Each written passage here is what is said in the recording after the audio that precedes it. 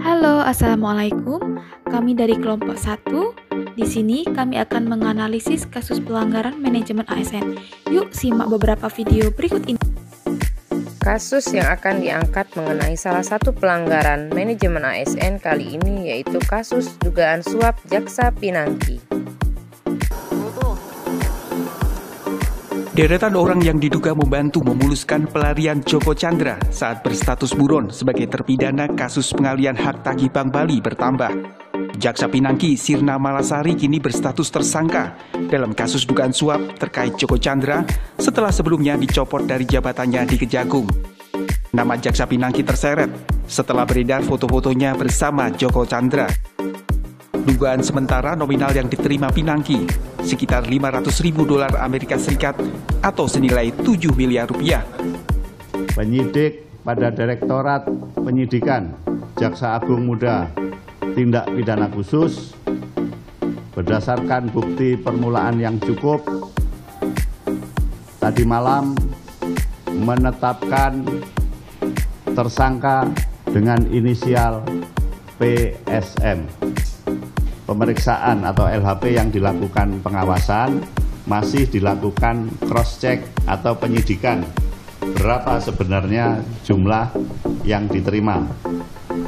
Sementara kemarin yang beredar di media maupun hasil pemeriksaan pengawasan itu kan diduga sekitar dolar kalau nggak salah ya, $500.000. Kalau dirupiahkan kira-kira 7 miliar lah kira-kira ya nanti. Masyarakat Anti Korupsi Indonesia mengapresiasi penetapan Pinangki sebagai tersangka meskipun terlambat. Untuk selanjutnya, Kejagung didorong untuk mengusut siapa penyuap Pinangki.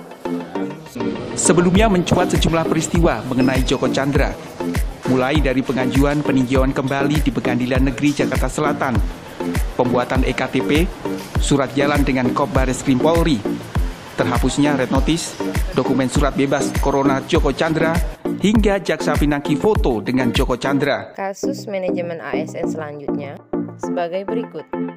Polrestabes Banda Aceh menangkap seorang oknum pegawai negeri sipil pemerintah Provinsi DKI Jakarta lantaran diduga menjadi bandar narkoba.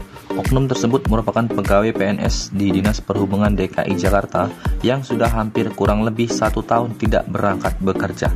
Oknum PNS itu diringkus saat sedang berada di wilayah Gampong, Lam Ara, Banda Aceh dengan barang bukti sabu-sabu seberat 5,30 gram. Sesuai peraturan BKN RI nomor 11 pasal 17 tahun 2020, tersangka oknum PNS tersebut sudah melanggar kode etik dan perilaku sebagai ASN, tidak disiplin, mencerminkan pegawai yang tidak profesional dan tidak bertanggung jawab, serta telah melakukan penyelewengan terhadap nilai-nilai Pancasila dan Undang-Undang Dasar Negara Republik Indonesia. Pemerintah akan memberlakukan pemberhentian kepada HH secara tidak hormat. Itu perlu dilakukan karena oknum PNS tersebut tidak menjaga kehormatan dan martabat sebagai pegawai. Kasus selanjutnya yaitu kasus panitera penerima suap. Rohadi yang merupakan sosok seorang PNS yang hanya berpenghasilan dari gaji sebagai paniter pengganti. Rohadi jadi PNS tajir dengan koleksi mobil yang cukup banyak. Berdasarkan kasus di atas, yaitu Rohadi yang merupakan mantan panitera PN Jakarta Utara terjerat kasus tindak pidana pencucian uang. Beliau telah melanggar fungsi pegawai ASN sebagai pelaksana kebijakan publik dan sebagai pelayan publik yang dibuktikan beliau melalui penerimaan gratifikasi, suap, dan pencucian uang.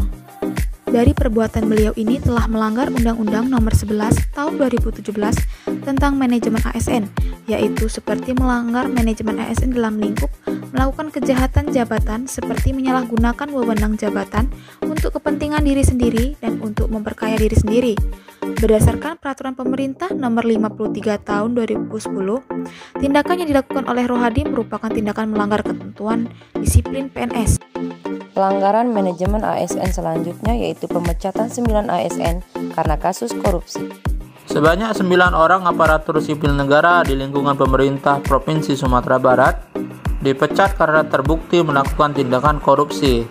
Mereka terlibat dalam berbagai kasus korupsi di sejumlah organisasi perangkat daerah. Mereka telah mendapat hukuman dari pengadilan sehingga mereka diberhentikan secara tidak hormat. Mereka telah melanggar sumpah janji sebagai ASN, sekaligus juga melanggar Undang-Undang Tindak Pidana Korupsi. Karenanya, sebagai ASN muda, mari kita perkuat integritas kita agar terhindar dari hal-hal seperti kasus-kasus tersebut. Akibat melanggar kedisiplinan, satu PNS Gunung Kidul dipecat. Diambil dari harianjogja.com tanggal 17 Januari 2020, ada 7 PNS Gunung Kidul yang diberitakan melakukan pelanggaran kedisiplinan berupa korupsi program Prona, tidak masuk kerja selama 42 dan 36 hari tanpa keterangan, kasus foto vulgar dan perselingkuhan. Merujuk pada Undang-Undang Nomor 5 Tahun 2014 Pasal 87 Poin 2 dan 4 Bagian A, B, D, ketujuh PNS tersebut diberi sanksi hukuman berupa diberhentikan dengan tidak hormat, diberhentikan dengan hormat tidak atas permintaan sendiri, dan dijatuhi hukuman penurunan pangkat selama 2 tahun.